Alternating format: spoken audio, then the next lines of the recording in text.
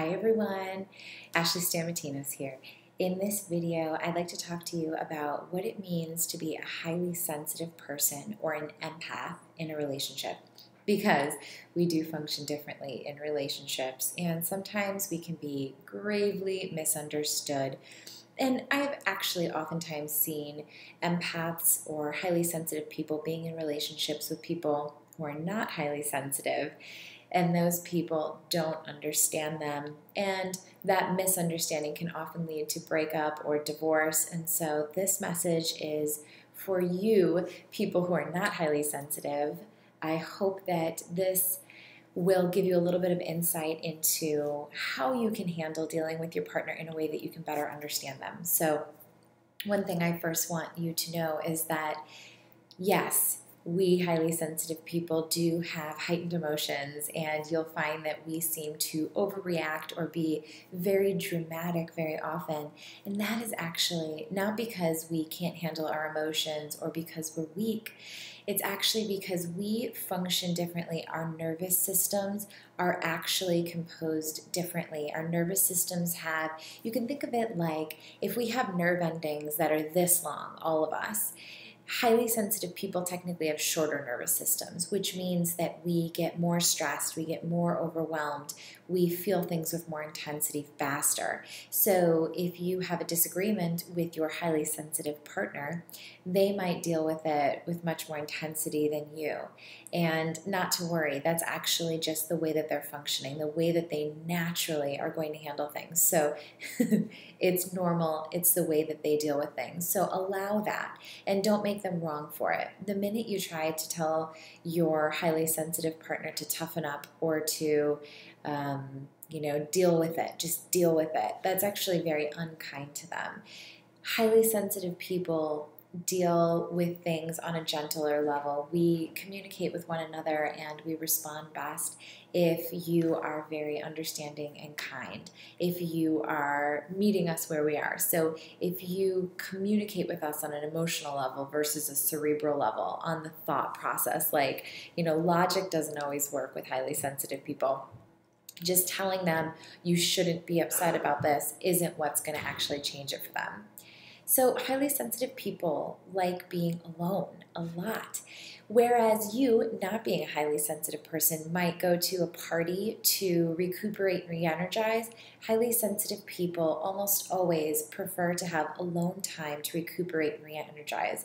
So know that if your highly sensitive partner actually is off in their room by a little while, it's because they actually require a certain amount of alone time, and that's okay. And it really doesn't have anything to do with you. It's actually the way that they function optimally. So if your highly sensitive partner knows that they need alone time, honor that and recognize that it's their way of recuperating and re-energizing and not going to a place of burnout. If they're getting that alone time, it's going to stop them from going over the top and getting that stressed out, burned out place.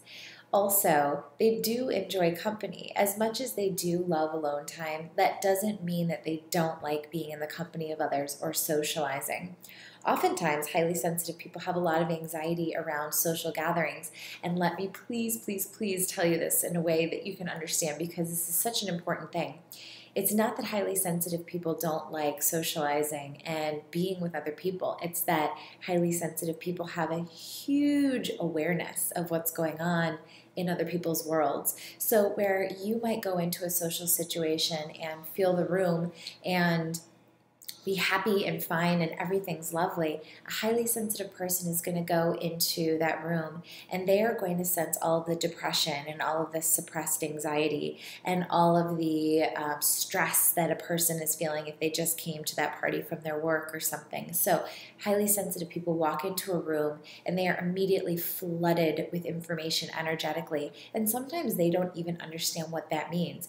So if you are with a partner and they suddenly get that, they meet a wall of overwhelm and they suddenly feel like, I don't want to go in there, and you see them clam up, ask them, what are you aware of right now? What's going on?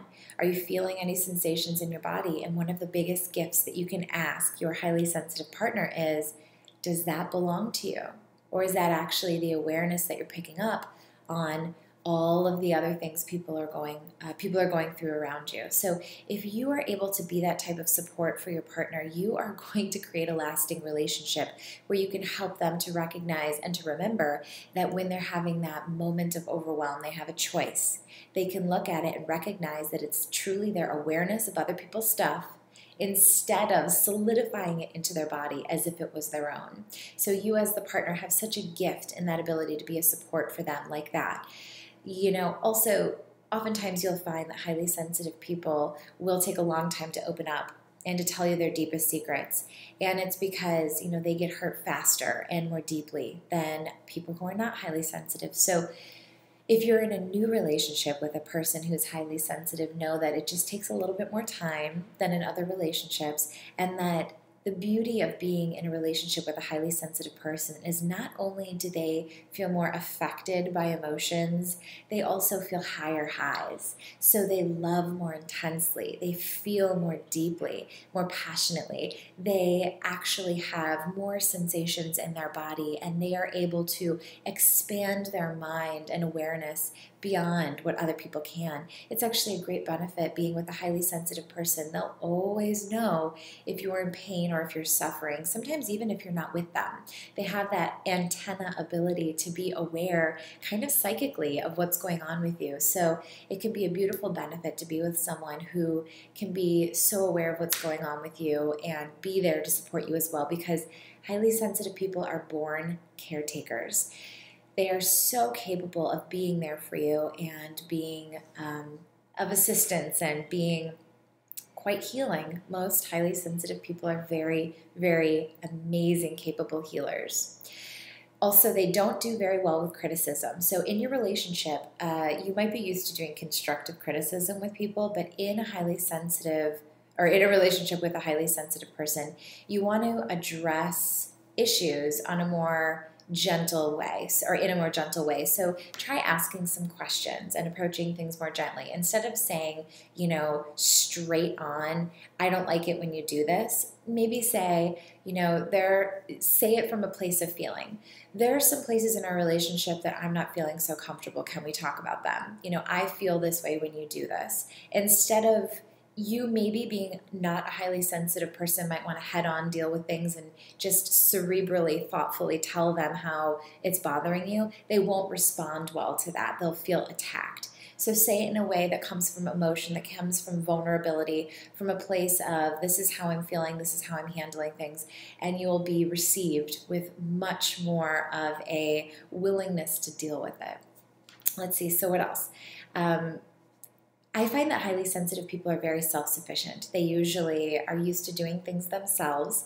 And so if you're new in a relationship, or if you've been in a relationship or married for a very long time to a person who's highly sensitive, just because they're self-sufficient doesn't mean that they don't need you or want support from you. So be aware of the fact that they're very independent, and also don't let that be an indicator to you that they don't need you. It's not actually pushing you away. It's more of a survival mechanism. So be aware of that for sure.